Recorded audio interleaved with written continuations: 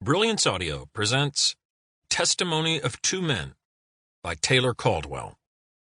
Performed by George Newbern.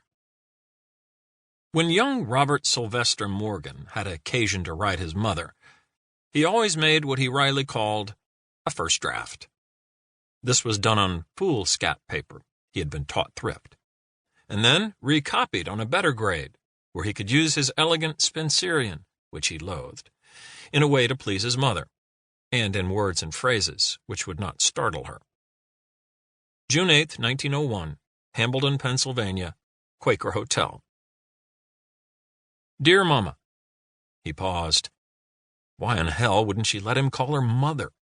Mama, at his age, for God's sake. You will be happy to know that matters have culminated successfully since I arrived here a week ago. Hambledon is a beautiful town of about 25,000 people. Not to be compared with Philadelphia, of course, but adequate and lively. After a moment's thought, he crossed out the last word and substituted up to date.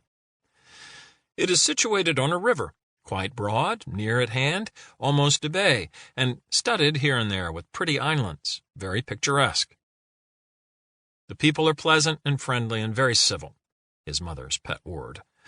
There is considerable industry, but it is located near the fringes of the town, so that the air is clear and fresh, an excellent thing for your arthritis and asthma.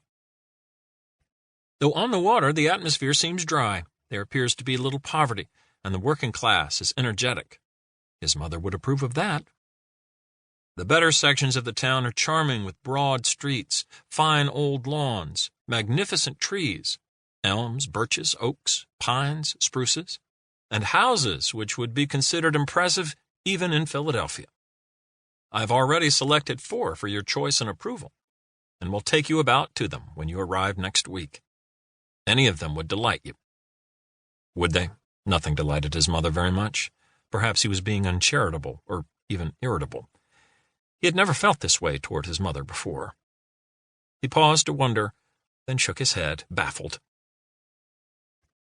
Behind the town rises a whole ridge of mountains, inspiring at dawn. He had seen the dawn only once this week, and then inadvertently, but his mother liked the mention of dawns.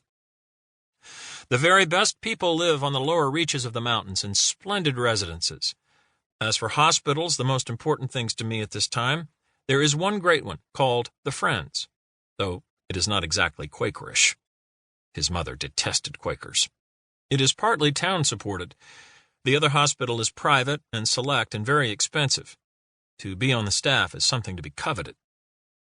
Now came the difficult part of the letter, and he gnawed the end of his pen and contemplated the mountains he so admired through the polished window of his neat little room.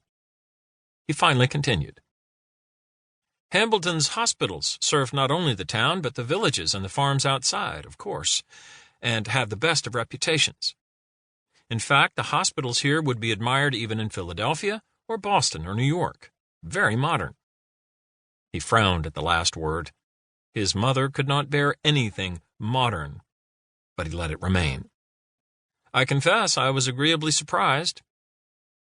I have met a number of physicians and surgeons here, all enlightened men except for a few, and all gentlemen with distinguished reputations. 3 are regularly called into consultation in Philadelphia, Pittsburgh, and even New York, for they are specialists in their field.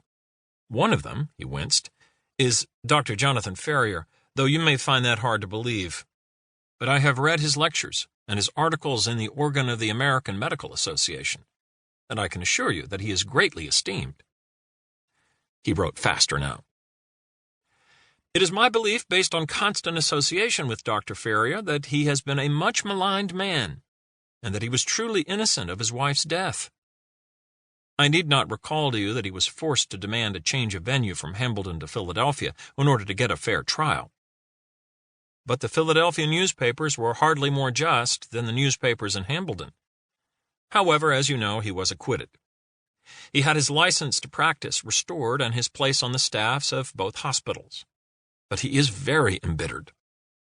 He has talked little with me on the matter, but quite enough to arouse my own indignation. For have you not always taught me to weigh all things in a proper measure and objectively? A nice touch there. Please the old girl. I'm becoming a diplomat, he thought.